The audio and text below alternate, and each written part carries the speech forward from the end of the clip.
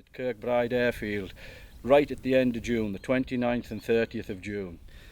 Well, basically tractor pulling started in America many years ago, and it's all about horsepower, and that's what these boys create. But when it first started, it was farmers arguing who had the strongest horse.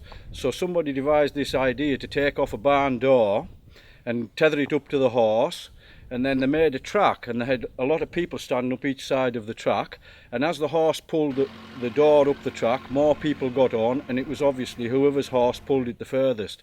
The sport's now developed into what you can see sort of behind us here. Basically we have a sledge that hooks up behind the tractor, so you're probably setting off with, say, a 10-ton pull from dead when the tractor's setting off, and as the tractor pulls the sledge up the track, there's a weight ballast transfer box on the sledge, and that moves up the sledge as the tractor's moving up the track and pressing more weight onto the pan that it's pulling, you see.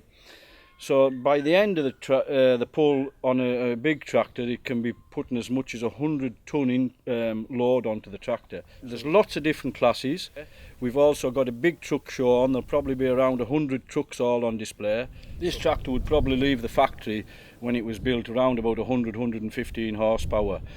This one will be tuned up, hopefully, if I can get it together in time for the day, probably around about 550 to 600 horsepower by putting a big turbo on and various other things you do with the engine.